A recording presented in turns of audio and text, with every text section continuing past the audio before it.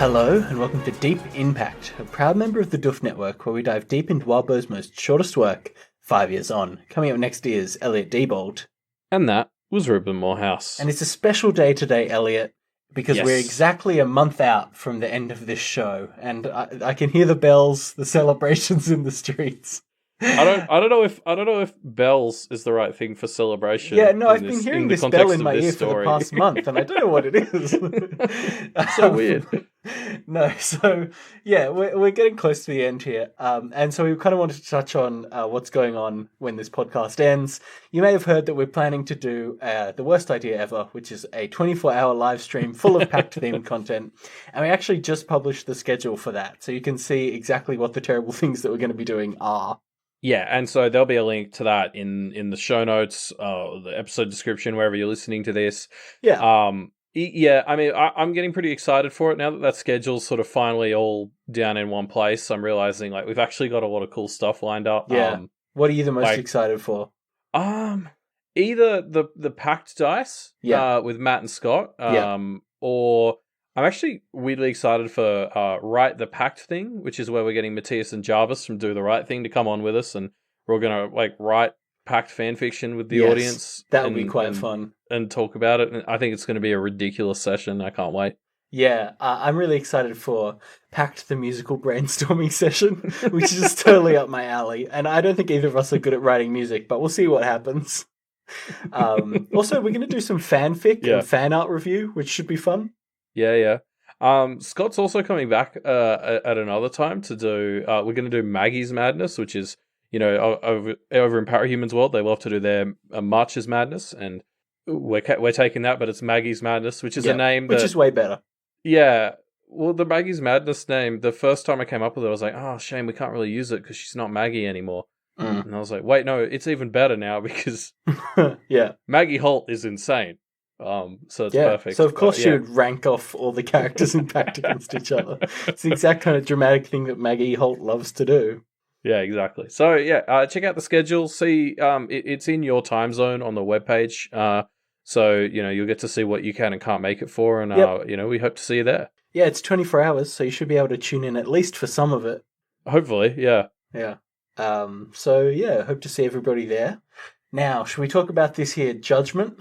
Yeah, let's dive into Judgment 16.5. Yes. So obviously talking about All Packed Up thematically links here because after 24 hours of live streaming Pact content, we're going to have lost our minds. And this chapter here opens up with Rose losing her mind. Yeah. I mean, this is a sort of very fun way to open the chapter. I got to admit, I got very excited because I was like, oh, maybe this is Blake, because there's a little bit of coyness with who exactly his point of view we're in right at the start, and I've still got my fingers crossed that we're going to get to see Blake's perspective again, especially given what happens with Prose and Blake later in the chapter.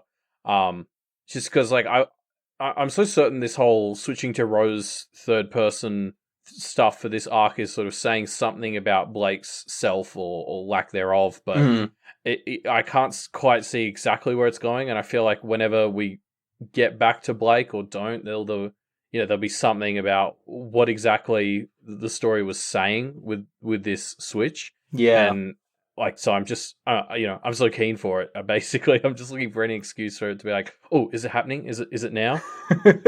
Yeah, it definitely. I mean, of course, Pact feels like a story that we should be rereading basically as soon as we finish reading it for the first time. But you're right. There's a lot of suggestion of how Blake is feeling and what's going on with him that is going to hopefully be contextualized by actually what's happened to him in the time that he's been stuck inside Rose's head. Yeah, exactly. I don't know. I've just got my fingers crossed that we'll get to see him again, and there'll sort of be this. That's what the story was doing when it was when it jumped out of his perspective a little bit. Yeah. This is such a trippy start to a chapter, and I love a good kind of mindfucky part like this. Rose is just so clearly incapable of comprehending the world around her. And she's describing blood pouring out of the floor into the world and huge pools of blood. And because it's demons, you're kind of like, well, shit, is this a hallucination or is this actually happening? Yeah. With demons on the playing field, you're sort of like, well, I mean, this could be happening. Yeah, and it's perfect because, of course, Rose thinks it's happening because her head's so fucked up, and we're also from her perspective, and we also, as the audience, there's a fairly good chance that that's actually happening, and so we're kind of exactly in her shoes where we really don't know what the fuck's going on.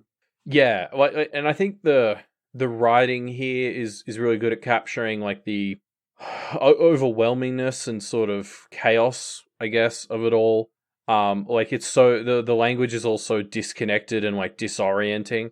I think the bit that really for some reason clicked with me was when there's like a gun that goes off a couple of feet away from Rose, and she was like, "Oh man, that gunshot hurt in such a good way." She's like, "That pain is just like ice in a fire." Yeah, it was interesting. Yeah, it's this like pain that provides clarity almost. Yeah, well, like it's like the pain of a gunshot of a gun going off right next to you is relatively so good compared to the noises the demon is making her experience, and for some reason that got through to me a lot more than like everything else is sort of being objectively described as absolutely terrible, but for some reason that just made me think, fuck, like this is must be really bad.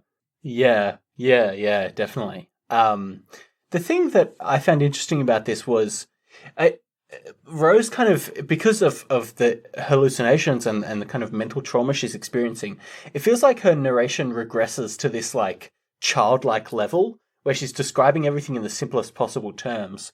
And she thinks about Blake and she thinks about him as that shattered part of me that scrapes me raw inside.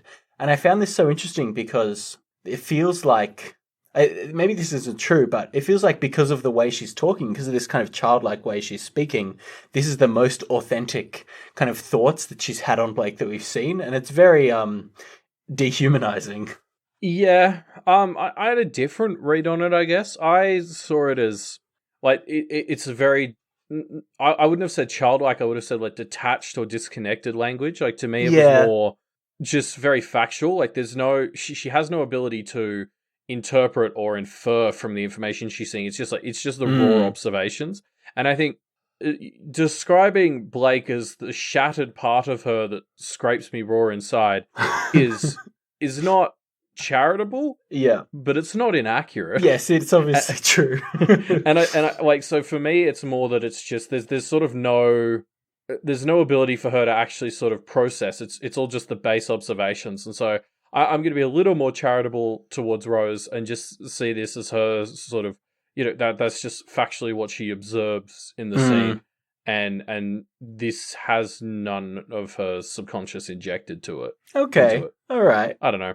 I'm going to give her the benefit of the doubt because like it's not like we've kind of been in her head for 5 chapters now. Yeah. And I don't get the impression that she has the ability to filter like thoughts like that, like Blake would have been able to see stuff like that.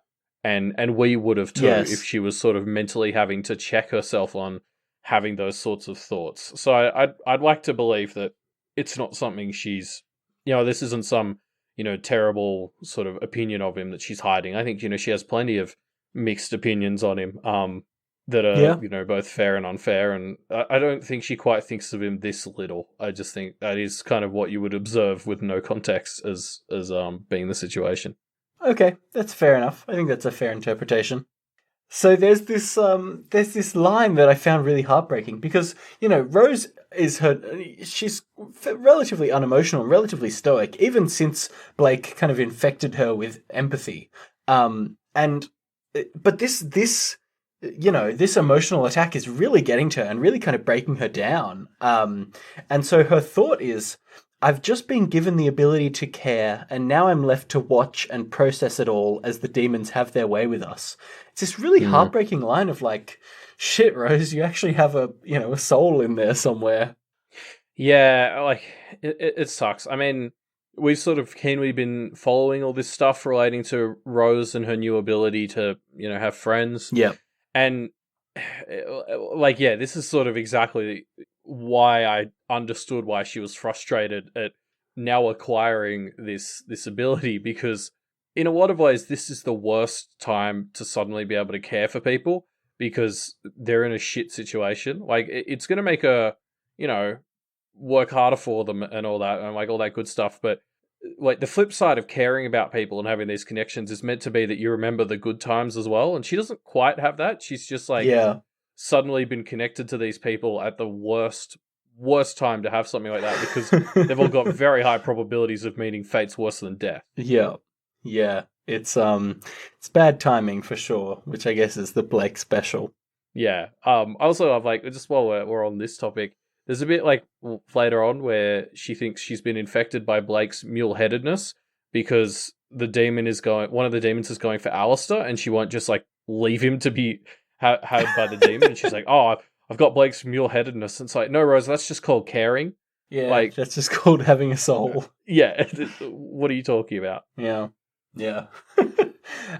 So Rose realizes that she's out of her depth here, and so she asks for help. And of course, Blake, ever happy to help, steps in and starts actively possessing her. Yep, Blake's found another way to sacrifice himself, so lucky him. Yep. You know, good job, Blake. I mean, this also made that whole thing we talked about 2 chapters ago where Rose said the stuff about the barber possessing Johanna's, and I was like, I don't understand what this is telling us. Like, this is sort of what it was telling us, basically. It took it actually happening for me to like get that. And obviously, I mean, it blew my mind when Blake's tattoos started forming on Rose. Like, that was like this changes everything moment. Because like this is a precedent that I feel like is going to have to be addressed in the remaining 10 or so chapters, because that's you know, Blake's whole thing in a way is being put in these completely new paradigms and kind of finding a way, like finding a loophole or some way of using it, and then continuing to do that until he breaks it. Yeah, like he did it in the mirrors. He did it before then, and it's like, I guess now it's Rose's turn. Yeah, Rose is now the vessel that Blake is going to min-max. Yeah, exactly. So I think that's going to be really fun, because now that we know Blake can take the wheel for a bit, that's going to kind of have to be a decision the two of them will have to keep making about whether or not they want to do that. So that's a fun new dimension to the mechanic. It's I can't wait to see where it goes. Yeah, definitely. It's interesting to think about. I mean, it seems that this gets more or less resolved for Rose by the end of the chapter, but it does feel like the kind of thing that we know is going to leave some lingering, Blake essence. Well, yeah, and, it's like the door has been opened, right? Now we know Blake can sort of take more control. And Rose has had thoughts a couple of times in this arc, I'm pretty sure, where she's like, fuck, I wish I could just let Blake do this. Yeah, totally. Turns out she kind of can, maybe. I don't know if this was... Yeah, I got the impression he could maybe go even further and just sort of take control. So this war between the two of them for control and to find the balance and stuff may become very literal in this body. Like, I don't know. Yeah. It's going to be fun. Well, yeah, it depends on how much of Blake is left, whether he still plans on sticking to his, to his raising the white flag. Yeah, well, that's why we got to get him back so we can find out what's going on with him. True. There's also a note here where Rose sort of thinks, like, just before Blake takes the wheel, where she's like, it's weird how hard it is for me to ask for his help. Yeah. And that just jumped out to me as like, that's a conquest thing, right? Like, that's where my mind went. It feels quite conquesty, doesn't it? Especially because obviously since we left Blake's point of view and we've just been in Rose's, conquest has sort of dropped off the radar a bit. Like conquest was such a big threat at the end of Arc 15, kind of, and then he sort of was like, oh, I'm gonna take a step back now that she's Lord, and that was right when Miss Lewis showed up, and now I'm just kind of like, so, like, what's that fucker up to now? Like, is he still just content, or like, I don't know. There's only been like some tangential references to Rose emanating conquest power in the church, but like I feel like conquest was brought up as this big thing that was gonna be something that happened between Blake, Rose, and Conquest, and then it's just like subtly slipped away, and I'm like, okay, I haven't let my guard down on this yet. I mean, yeah, we'll see. He does feel like he's just kind of ticking away in the background, like it's not resolved. No, exactly. And, knowing this story and knowing Blake and Rose's luck, he'll decide to come back into play at the worst fucking possible time. I mean, Yeah. his whole thing in Toronto was he wanted access to demons, so maybe he's going to try and fuck with their attempt to capture Barbatorum so that he can have him or some dumb shit. Like, you never know with this guy. Yes, that would be a bad idea. So so yeah, there's this bit where Rose is kind of looking around and she notices that there are people who are more able to deal with this than others, and the ones she calls out are Ava, the Briar Girl, Roxanne, and the High Priest. And Rose, I mean, it doesn't take a huge amount of time, but Rose takes longer than you would expect to put this together. Yeah. Whereas as soon as I saw, I mean, really, Ava and Roxanne are the two Yeah. that clinch it for me, of like, but Briar Girl as well, and the High Priest, although it seems that theirs is a bit of column A, a bit of another column that we'll get to later. Yeah. As soon as I saw Ava and Roxanne together, I was like, oh, it's because they're fucked up already. Yeah, I know. That's like, as soon as I saw those two in the list, I just started laughing out loud. Yeah. I was just like, they're too fucking crazy to be made insane. It's beautiful. Yeah, and Rose kind of puts this together a bit later that, oh yeah, Thorburns are just all inherently fucked up a bit, so they're a bit more immune to this. And I love that this kind of explains a bit why Thorburns are good diabolists, because they just have this, 10% resistance against demons that helps them get that slight edge. Well, it's that whole thing in this world, like often affects like, and, you are what you practice, Yeah. and so diabolists and, by proximity, their family, I guess, all become a little bit more unhinged from reality in probably more ways than one. And yeah, I mean, another thought I had here while this was sort of going on is, well, I suppose not here, but later, Blake obviously steps in to sort of take the brunt of the effect of the demons away from Rose so she can work. And I wonder how much it affects Blake. Basically, I wonder where Blake would sit on this spectrum. Interesting, yeah. Because, Rose notes a couple of times that this is really hurting him. Yes. But he's a lot smaller, so that it could just be a, size of your presence thing. Would a shred of Ainsley the size of Blake do as well as Blake did? I don't think so. Yeah, I agree with you. It feels like the Blakeness really does help. Yeah, I think I don't know if he would be as active as Roxanne and Eva here, but I don't know if Blake would have been as crippled as a lot of the other people in this situation. It would have been interesting to see. Yeah, definitely.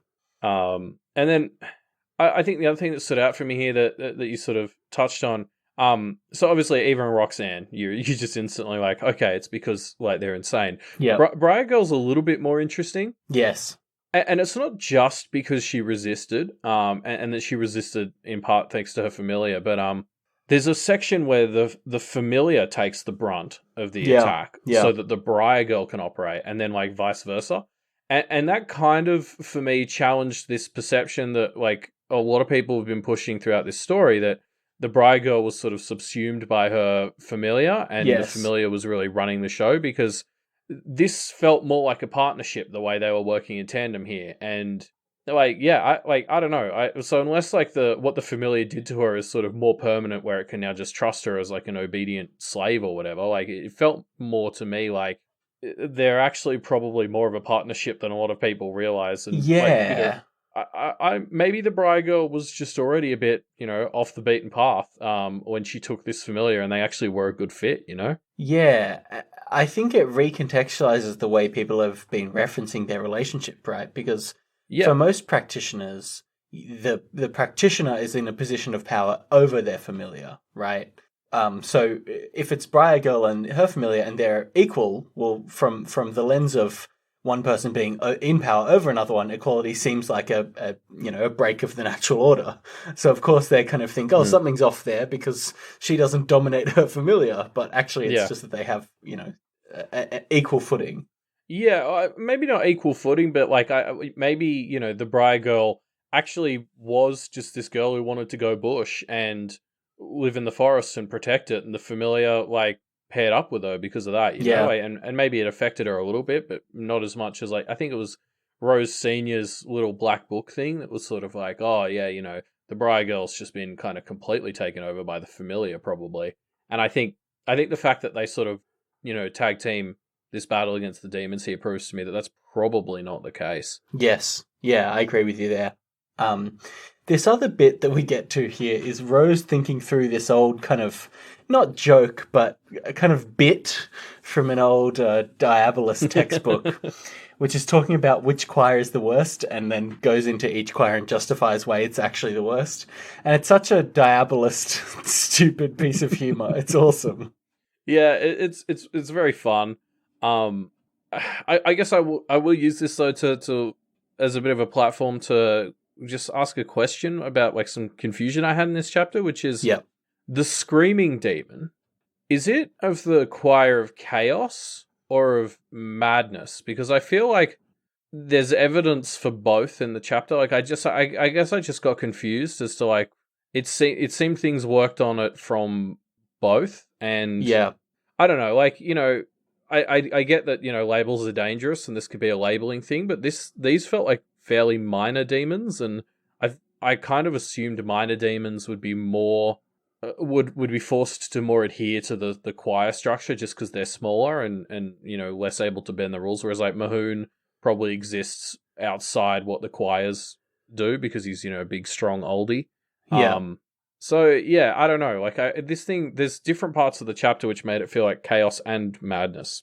I came down on the side of madness, just because that seems to be the effect that it's having.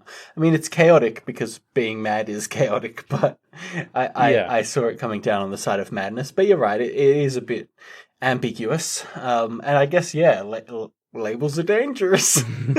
Yeah, just because, you know, there's one bit where like they use symbols, and that's labeled as... I brought it up here because in the Which Choir is Worst joke, they mention symbols are how you defeat the choir of chaos, and then that is also what works on this thing. So maybe it's just the cross as a symbol also, like, you know, symbolizes something to do with the mind, and it works on madness as well. I don't know. Yeah, I just got a bit befuddled here. Like I'm probably overthinking this as a minor detail, but it's called Deep In Pact, right? I guess. It's part of the bit. Part of the job of our show is to go deep, right? So Rose kind of clicks on the fact that the fucked up people are better, and thinks, well, I can't just suddenly make people a bit more fucked up, can I? Oh wait, yes I can. Looking over at the high priest, and so she injects them with spirits. Nice. I get not spirits, but like drinky spirits. Yeah, this is so good, right? Yeah. It's like it's the perfect payoff for this setup of like, okay, we need to dull our senses a bit and also make ourselves a bit more fucked up. And also Jeremy doesn't seem as affected. What's up with that? And it's just like, it all just comes together so perfectly. And the plan ends up being make everybody drunk, which is like, okay, that's the way you deal with, you know, that's the way you deal with your demons, is with alcoholism. I mean, well, that's the lesson of Pact, is that it works. That's how you get rid of your demons. We solved the riddle of the story. It's so good, you're right. I love it. I love it so much. It's such a great plan. Like the second Rose starts to put it together, I was like, that's fucking brilliant.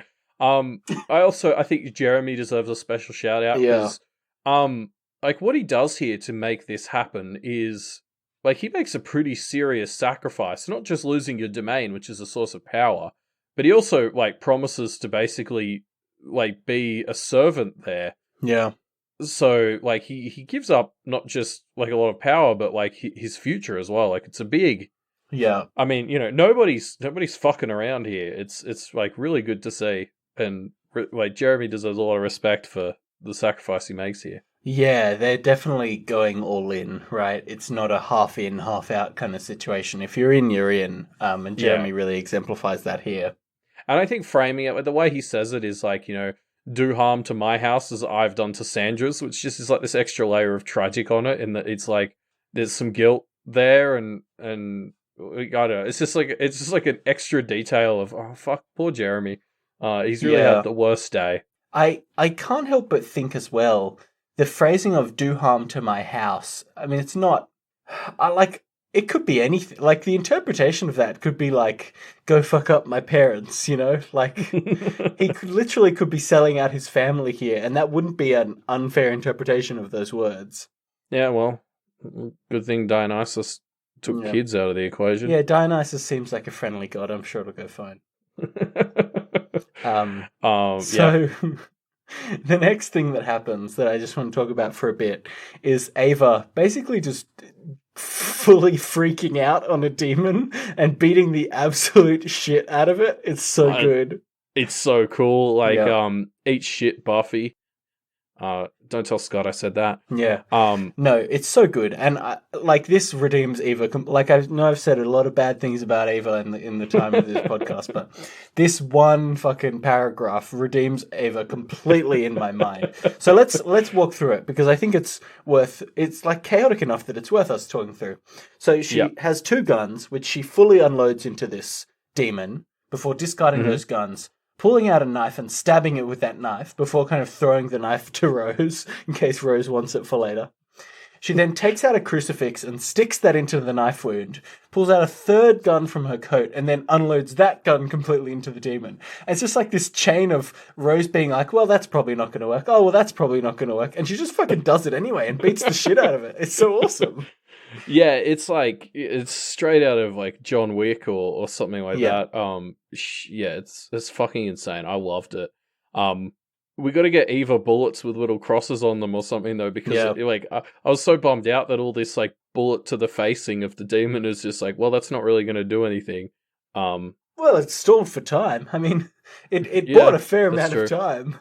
There's a lot of that this chapter, actually. Like that seems to be the best you can do with a lot of these demons. Yeah, that's basically the win condition is just stall.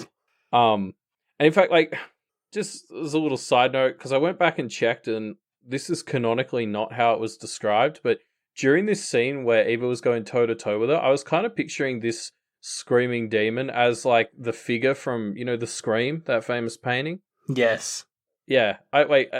That's not at all how it was described, but that was how I was picturing it, and that just made it like a little bit funny as well. And so yeah, I don't know. I always have wanted to see that painting get shot with 3 guns and stabbed. Well, I think the reason my mind made the connection is because the landscape in the Scream is quite red and like so weird. I think that's probably like because that's what this thing has done to the environment. Yeah, fair enough. So yeah, Jeremy has bargained for enough power to get everybody a bit buzzed, and they all start to rouse from their madness. And pretty soon they're in good enough shape to start fighting again, and they're holding their own. It isn't the worst situation.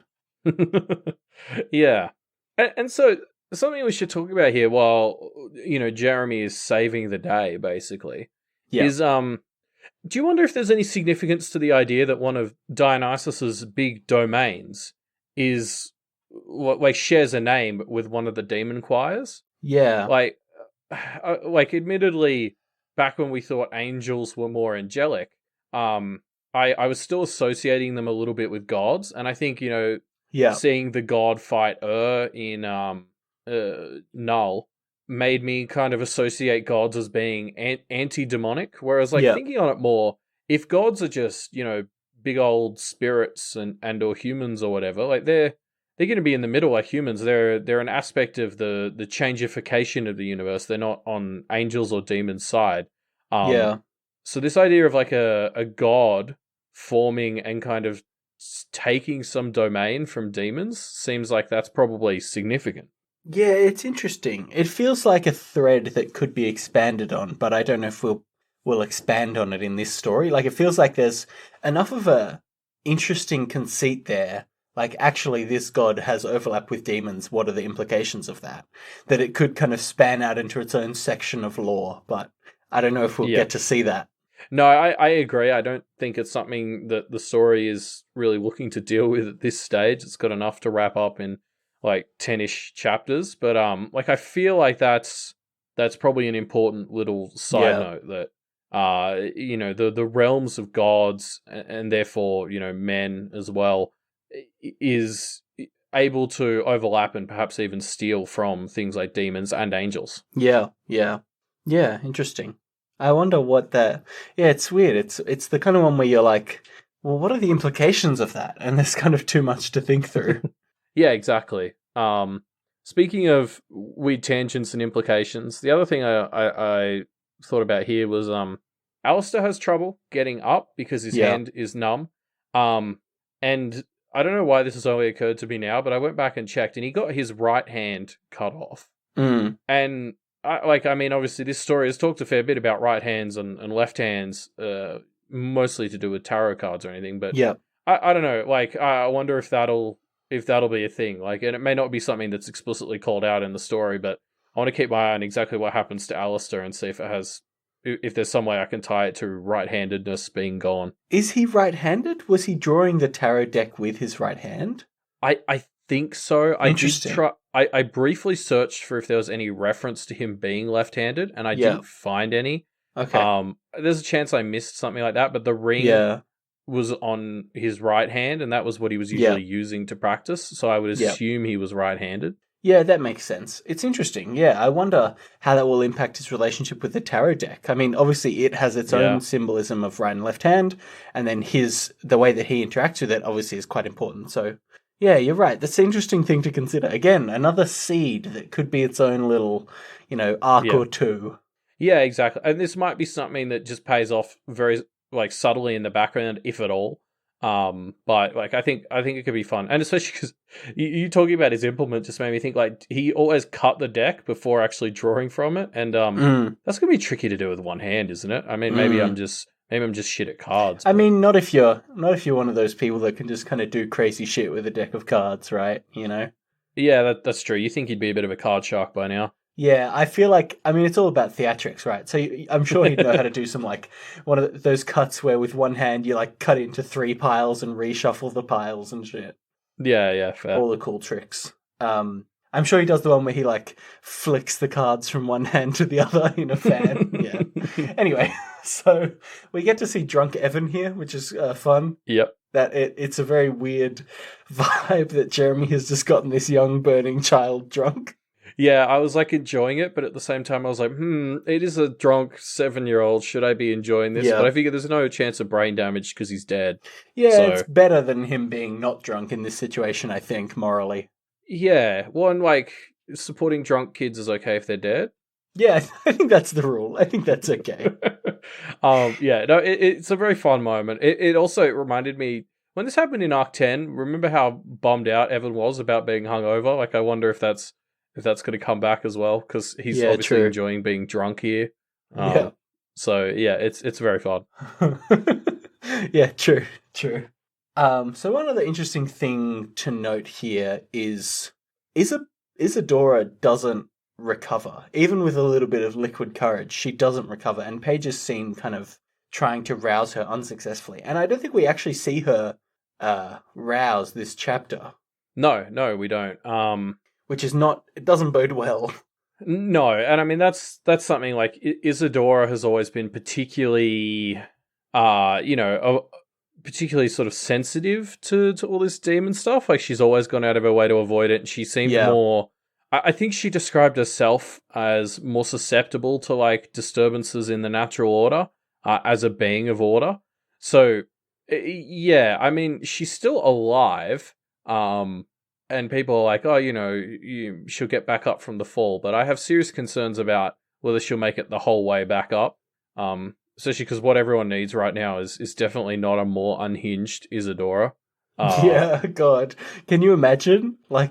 We talked about, I think 1 or 2 chapters ago, about how she was being, chill and not killing people for answering questions wrong and shit. But you can totally see that if she gets a bit off track here, she could really go wild. Yeah, she's someone who was sort of and I think she was an artificial other, so it's maybe part of that, but she was very narrow in her focus, and she had this strict set of rules about how everything was meant to be, and it all had to be ordered, and that's exactly not the sort of person you want to suddenly have a screw loose, and if she centered her whole life around this one set of rules and she loses that, she's going to be completely unhinged. Yeah. And that would be very bad. So fingers crossed she's just asleep for a while and then she wakes up completely normal. which is like exactly how everyone reacts to demons. I'm sure. Yeah, I'm sure that's totally It's how fine. it will go. Yeah. So the two of the demons in this fight start getting weakened and acting a bit erratically. So Mrs. Lewis banishes them and promptly summons 3 more. And it is clear at this point that this fight is unwinnable. They basically have an unlimited supply of these horrifying demons that are all a threat in their own right. Yeah, exactly. I mean, we got to talk about how the reason these 2 demons end up so weakened, or at least in part, is because this cube demon of ruin tries to help the other one from the looks of it, and just sort of starts bashing it. I mean, I didn't get that it was helping. I was like, why are they fighting? And someone in our Discord was like, no, I think it was trying to help. Which good job. You hurt yourself and the lawyers.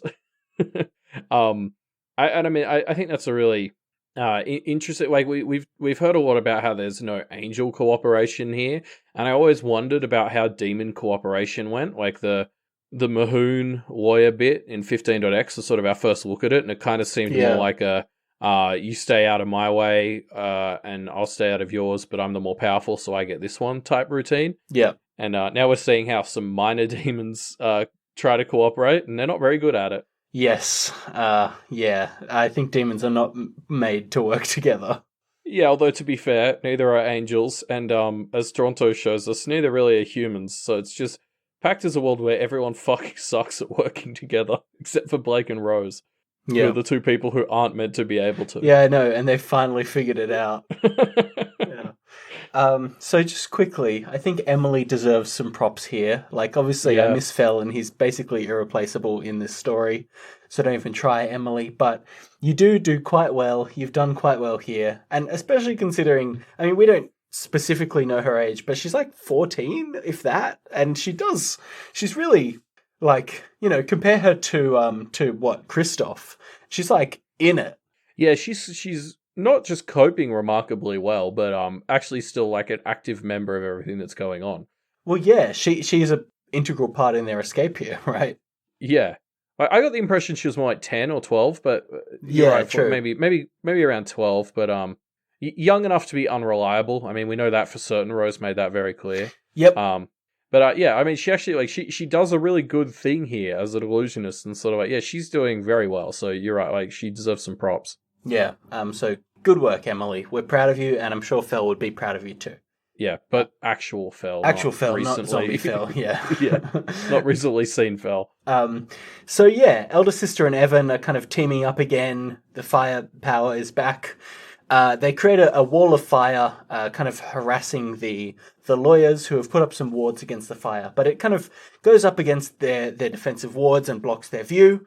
And with their view blocked and Emily kind of blocking their connections, the team is able to slip away from the battle and they head towards Johannes's domain. I love this imagery, like of how the chapter ends of them sort of running through this little tunnel of fire that closes on them, but they've got fire immunity, presumably from elder sister. Yep. But it's just this really cool visual moment that you can totally picture. Yeah. Like it's a really great way to sort of finish the battle as we head into, like, I mean, the actual fight. Yes. This was the warm up. Yes. Yeah, right. Like this is the fight that was really just to stall them from getting to the actual fight. This was them quickly trying to sneak away so that they could engage the real problem. And I mean, they did, and they only lost, Paige and Isadora, I guess. Did Paige stay with Isadora? I thought maybe. Unclear. I'm not sure. Yeah. Well, they lost Jeremy. True. In a lot of ways. Yeah. But yeah. Jeremy is now basically powerless. The other thing that happens in this little fire bit that I just wanted to touch on is Rose sort of looks over at Mags and she's like, "Oh, Mags looks concerned. It's probably because the fire's creeping up on us." And like, yes, there are plenty of reasons here to have a concerned look on your face. But I couldn't help but think like the reason we call out Mags specifically is, her prophecy was, I think, for fire, darkness, and blood. Yep. And there were plenty of all three this chapter. Yep. Check to all three. So, I mean, at least, on the silver lining side of things, this has got to count. They're like 1 down, 1 to go, right? Yay! I mean, it's not down yet. That's the problem. Well, that's fair. But when they get out of it, then I mean, well, actually, Mags is kind of a sure thing to get out of it because she's got to do another one of these. Yeah, true. So whatever happens, Mags will be fine. Actually, I mean, well, physically, I don't know about mentally. Yeah, true. I said that they headed towards Johannes's domain, which is true, but it's not how it's described in the book. In the book, Rose thinks that they're actually heading towards the barber's domain, which of course is true, but yeah, a poor omen. It's a nice little ominous touch to be the final line of the chapter, isn't it? It just sets this like, here we go tone. Like calling it Johannes's domain would have just been like, this is the next objective. Calling it the barber's domain is like, oh fuck, here we go, the final boss time. Yeah. That's the end of this first part of the arc and this chapter, and we'll see what happens when they head off to Barbatorum's domain. Yeah. But for now, we're done with 16.5, and it's time to head into our bonus bit, where we're diving into some comments, because there were a bunch of good comments in this chapter's comment section. Yeah, I think everyone's gears are really turning as we get towards the end, and so there's some really good comments coming up. Do you want to talk about the comment that you pulled out, Elliot? Yeah, so I pulled out a comment by Facundo23, who just sort of quickly mentioned they hope we get some conversations with the barber as we sort of move forward. And like a few people, including like Coda, another user, point out that might actually be possible now that the barber is inhabiting Johannes. Like, obviously, the barber didn't have the power of speech before, but it could clearly understand and stuff. So maybe now it's possessing Johannes, it'll have the ability to engage with them in conversation, and that would be horrifyingly fun, I think, if we do get to see that. Yeah, true. Yeah, I mean, we had these beats that we hit about demons being able to speak earlier on in the arc, or was that was at the end of last arc, actually, in the interlude. And it would be fun to see that pay off with Barbatorum talking, which is something we haven't seen demons at his level do before. So we'll see. Maybe they can make a deal. Yeah, like I think it'd be so interesting to actually see what Barbatorum's thoughts are like, because the lack of ability to talk gave him this sort of mystique in how he operated, but he could understand speech, and he was clearly intelligent. So with a vessel that allows him to speak, like, I wonder what he's got to say. What's his personality like? Yeah, what's his political stance? That's what I want to know. No, I kind of agree. I think this would be very fun to see in action. Which of the cast of The Good Place is his favorite? That's what I want to ask him. What's his perfect Sunday? So, I put out a comment too. My comment, the user who left my comment unfortunately has deleted their account. So I'm going to call them Jeremy. Jeremy, because they both lost everything this chapter. Yes, totally. So Jeremy basically talks about how, Blake and Rose are each rounding up half a person. And they're both so bad at planning that even if you put them together, the Ross that forms from them is still terrible at planning. So it's just interesting to think about the skills that Blake and Rose both lack. Maybe Ross was just shit at, and thinking about some of the things in his life. Jeremy, our user Jeremy, talks about things like how his plan was, well, I don't really like my family, so I'll just be homeless, or like or the fact that he fell for this cult, and I think maybe that's a bit harsh from Jeremy there, but I do think it's funny to think about how Ross's planning skills were just so shit that when it was divided in half, there really wasn't much to go around. I think it's maybe a fair accusation. Rose thinks on in this chapter, actually, earlier on, she was sort of like, I'm like okay at planning when there's all these steps and they don't get interrupted, and it's sort of like, well, that's shit planning, especially in this world. Like, kind of expecting all your plans to go together. Like, she's never watched a heist movie, clearly. Yeah, I'm good at planning if nothing ever goes wrong and everything goes my way. Given infinite time and no, no unforeseeable problems, I can plan real good. It's like, well, then you're just not a very good planner, Rose. Yeah. I think maybe that's a fair evaluation of Ross. Yeah. But that's the end of our chapter for today. So thanks for joining us, folks. And hey, if you want to check out that schedule again that we talked about, featuring such fun segments as Pactionary, where we do Pact-themed drawings and have to guess what they are. That's just one of the many fun segments that you'll find in the schedule for All Packed Up, which you can see in our episode description. Yes, and we've been getting some help from our patrons coming up with the food and drink that we'll be consuming during the 24 hours, because it all has to be on theme, of course. And a good way to become one of those patrons and give us advice on awful things to eat is to head on to patreon.com/doofmedia. For just $1 a month, you get the ability to tell us directly what dumb things we should eat and drink for 24 hours. Yeah. Yeah, which is a reward in and of itself. But if you need more rewards, there are a bunch of rewards available for different levels of backing us on Patreon. So head on over to patreon.com/doofmedia and check those out. And hey, while you're on patreon.com/doofmedia, why not check out Wildbow's Patreon as well? He has a Patreon. It's patreon.com/Wildbow. And if you give him money, he gives you words. It's a pretty good exchange. It's like a dictionary, but the words are in an order that makes it a good story. So it's worth it. Yeah, absolutely. And if you've read all the Wildbow things and you've listened to all the Deep Impact things, you can head on over to doofmedia.com and find a ton more stuff to look at. It's a huge week, a huge month for Doofmedia definitely. At the moment. We've just added We Want More, which we talked about, the Harry Potter and the Methods of Rationality read through. Yep. Doof the Right Thing, the voting's currently going on. So hey, there's another thing you get for the $1 at our Patreon, is the ability to vote on, frankly, the absurd amount and quality of stories that Doof the Right Thing's competition got. Yeah. They're great. And also, at the same time as this episode comes out, there should be a Doofcast releasing on Misfits. That was another patron. I'm excited for that one. Topic. It's weird because Misfits is a show that really is, and I'm sorry, I'm stealing Scott and Matt's thunder over here, but it feels like it's a show that really was a product of its time. And I'm interested to hear how, for people who've never seen it before, how does it stack up, 10 years on?